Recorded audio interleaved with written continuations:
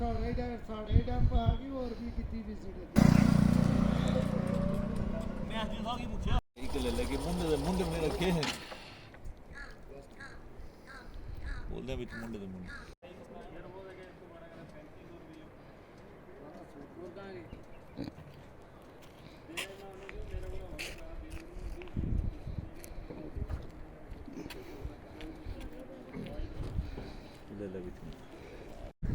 Digital India, digital Bharat. एक तरफ पर्यावरण बचाने का जो बड़े बड़े दावे किए जाते हैं और दूसरी तरफ पेड़ लगाओ ये अवेयरनेस कैंप्स लगाए जाते हैं, और ऐसा ही एक बनी के एरिया में शरेआम हमारी बर्बरीज की, हमारी जो देसी में जिसको हिंदी में बोलते हैं कैम्बल की, पेड़ों की कटाई हुई जा रही है और इसको रोकने वाले सब शांत होकर बैठे हुए हैं।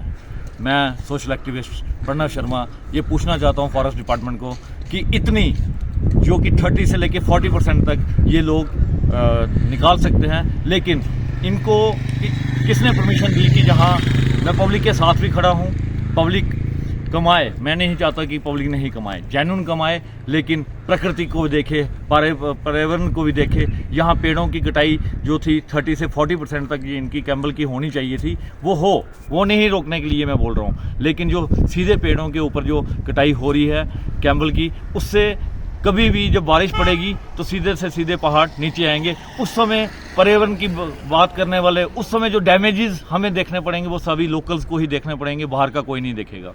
आप दिल्ली की हालत देखिए, दिल्ली में जो आज साफ़ सुथरी हवा के लिए तरस रहे हैं, आने वाले समय में ये ठंडी में भी ऐसा हो सकता है। मैं ये बोलना चाहता हूँ एडमिनिस्ट्रेशन को भी, एडमिनिस्ट्रेशन ने वर्दी, तहसीलदार साहब ने पिछली बार गाड़ियों पे इन्होंने गाड़ियाँ पकड़ी थी। मैं एडमिनिस्ट्रेशन का भी थैंक्स करता हूँ कि उन्होंने कुछ ना कुछ तो किया, लेकिन अब एडमिनिस्ट्रेशन को ये देखना पड़ेगा, ये बहुत ज़्यादा हो रहा है, ये बहुत जिसको बोलते हैं कि पर्यावरण के साथ छेड़छाड़ हो रही है, इसको रोके। पर एडमिनिस्ट्रेशन, मेरी वर्दी एसडीएम साहब से, तहसीलदार साहब से ये है कि इनके जो ठेकेदार हैं या जो भी हैं, इनके पास एक तो प्रॉपर जो भी जीरो टॉलरेंस होनी चाहिए। जो भी इनसे अगर इनकी गाड़ियाँ सीज़ करने पड़ती हैं तो गाड़ियाँ सीज़ की जाएँ। 30 से 40% तक पर्यावरण जो है ये कैमल की कटाई हो सकती है, वो करवाएं, और जो सीधे पहाड़ हैं उन पहाड़ों में से कटाई ना हो।